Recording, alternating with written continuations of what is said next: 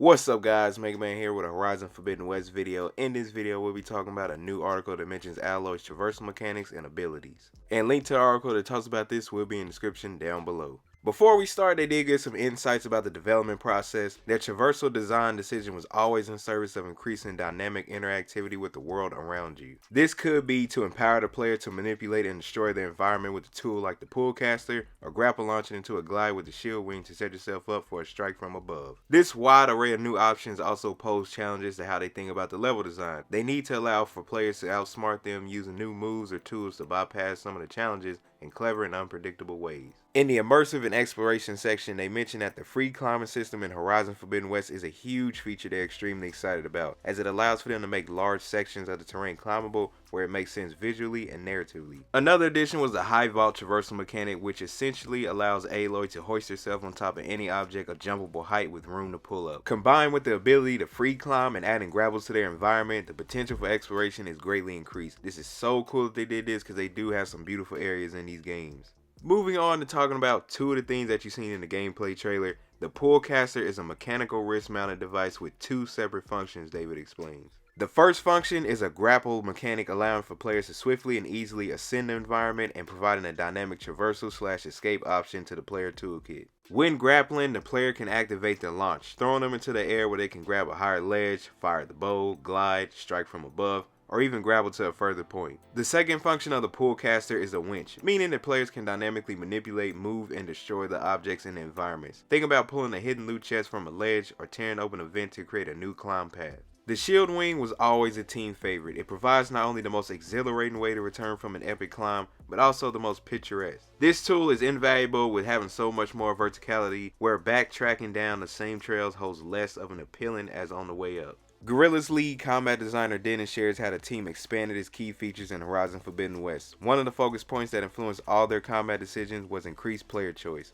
and they applied that to everything: melee, weapons, outfits, skills, and other new mechanics. One entirely new concept in Horizon Forbidden West is the workbench, where you can upgrade and strengthen weapons and outfits. This unlocks new perks, mod slots, skills, and offers a big degree of customization, resistances, and new abilities for players. Another way to upgrade Aloy's abilities is through the skill tree. In Horizon Zero Dawn, skills were bought and unlocked as you leveled up, Dennis explains. While that principle remains in the sequel, they completely redesigned the skill tree with additional tracks and skills within the skill tree. Skills also synergize with those that are either already present on the outfit or need to be unlocked on them. They wanted to bring melee and ranged combat closer together, Dennis says. Aloy is not a character who deals with brute force, so they were looking for ways to have the player to go back and forth between melee and range, where she could use her precise bow skills to work towards a big payoff moment. A new example of a skill that does this is the Resonator Blast, where you can charge up the spear with melee hits, and when fully powered up, the energy can be placed on enemies, humans and machines alike, and followed up with a projectile, resulting in a big damaging explosion.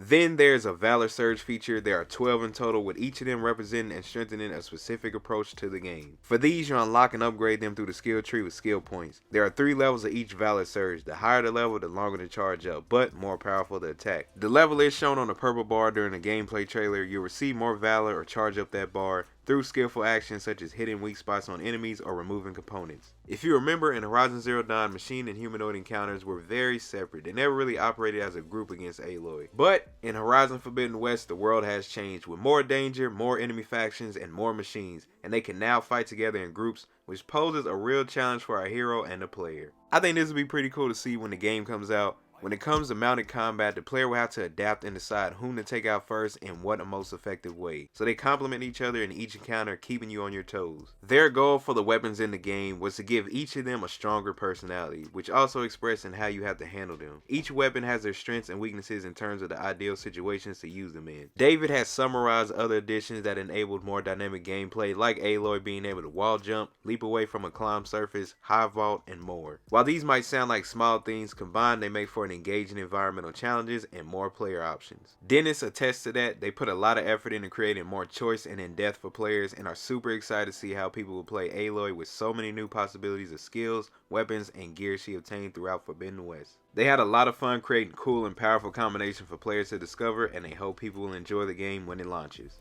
Reading all that, they got me a little bit more hyped for the game. I'm so excited. It was cool to read about what they're doing with the traversal and the abilities. Let me know in the comment section down below, what did you think about this?